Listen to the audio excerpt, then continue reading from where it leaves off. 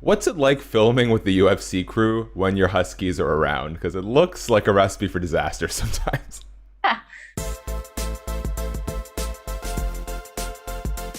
What up, maniacs? Shakiel Mahjouri here, and you know who this is. She's the number 3 ranked women's bantamweight contender in the UFC, and if she's not in the octagon, you can probably find her in the mountains of California. Aspen Ladd, how's it going? Thanks for having me. Happy to be here. Appreciate it. Appreciate the time. Now, before we get into all the fight stuff that's coming up, your big return, you're fighting Macy Chiasson at UFC Vegas 32. That's the Dillashaw Sandhagen card on July 24th. I was scrolling through your Instagram and something caught my eye. What's it like filming with the UFC crew when your Huskies are around? Because it looks like a recipe for disaster sometimes. All right. So my older dog, she's a pro at this point. She's been through so many shoots at this point. I don't know. But my puppy is 10 months old and he's very protective. I think they deserve hazard pay at this point between the hiking and Kylo basically wanted to eat them. So I felt, it was a little special this last time. Yeah, I'm not sure that's quite what the crew signed up for when they thought they were doing some broadcasting work, right? They're asking for a little bit extra when they come out here. I love it. I've got a rather protective territorial of my dog myself, so I'll give you kudos. You mentioned some dog training. Have you started that yet? How's that been going? Yes, we started a couple weeks ago with off-leash canine training, and I mean he's great, but there's a couple of things where we need to work on, like recall when he sees a bear, for example, because he chased one of those recently. Ballsy, a fighter like her mom, like like the mom. Yeah, so I was like, that's beyond my level. So we were working with the trainer. Love it. Well, that's a great call, and it's funny the way it's like half the training's for you, isn't it? Absolutely. I haven't attended a class in like 14 years because I've had dogs forever and I've worked with them, but he's something else. Yeah, there's no shortage of surprises with pets, but I commend you for putting the hard work.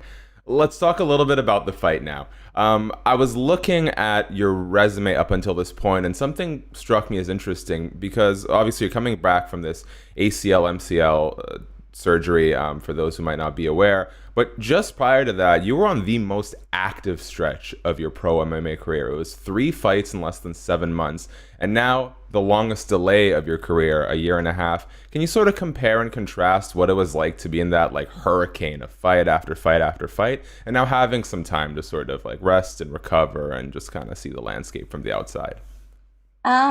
So when you're back to back like that, it's always exciting because every time you get the opportunity, you're ready to go. But it's not necessarily the best thing for the body or anything else. I think I do a little bit better with more time, but I love being active like that. So it's like, which way do you want to go there? So that was a very good stretch. I think there was the Jermaine fight they called me for like a week, not even a week after the Star fight previous to it. So that was a very, very busy time. Well, it's funny, we're both 95 kids, and while clearly you know what you're doing, number 3 ranked in the division on the heels of a title shot, at 26 years old myself, I can't imagine, but I can't help but say, I feel like Aspen's got a lot of time on her hands, so no need to rush quite at that level, but hey, if you're enjoying it, that's all that matters, right? Oh, I do. I look at it as more of a marathon than a sprint for sure. I think that's the best attitude. Now, I know MMA math often doesn't work in MMA, but you guys have at least one shared opponent in Lena Landsberg, and the reason I'm highlighting that one is you beat her via TKO in 2019. Macy loses a 2019 unanimous decision to her. Have you watched Macy's fight with Lena, and is there anything you kind of extrapolate about how you performed against her versus how Macy performed against her, and like what that might mean when you two match up? I remember watching that fight when they fought, like in real time, just out of curiosity. That was when Macy was pretty much, we all have a stretch, or not everybody, but there's certain fighters that they're indestructible for a while. And she was in her stretch of that at the time. Nobody thought Lena was going to beat her. And she did, but it was a good close fight. She lost it in the grappling department, and Lena got better in that after our fight and moving forward. And it's been a while since then. They've both grown. Who knows? Okay, fair enough. So is there, like, do you watch a lot of tape on your opponents? Is that something you leave up to your coaches? That's something I tend to leave up to my coaches. Like I'll watch once or twice and that's it. But they watch countless times. Because I often do wonder, especially for the younger fighters, like she's only 29 herself, the development from fight to fight is so rapid. And I feel like sometimes fighters make the mistake of relying too much on tape and not accounting enough for how much you guys grow and improve from fight to fight, right? Yeah, no, the other problem with tape is you'll get so focused on what they're good at, you forget your own game plan, you forget what you're good at, you hyper focus on them. And yes, you need to be aware of their tendencies and what they do, every opponent, but you can't get distracted from what you do well, what your game plan is.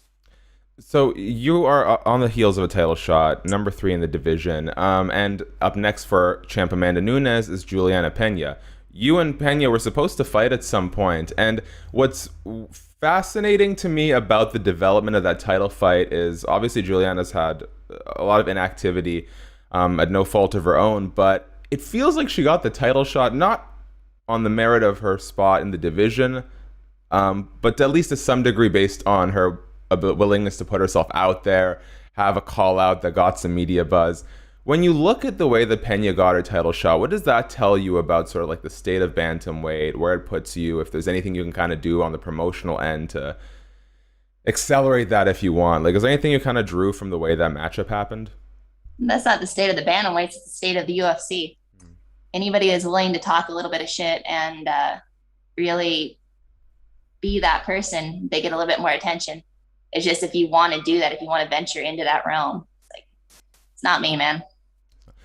Do you, and I think you've done a great job, especially in this layoff with building your brand. What's the secret there? Because as a kid who grew up watching a lot of pro wrestling, I think the mistake a lot of fighters make is like, oh, I have to be like Conor McGregor or bust.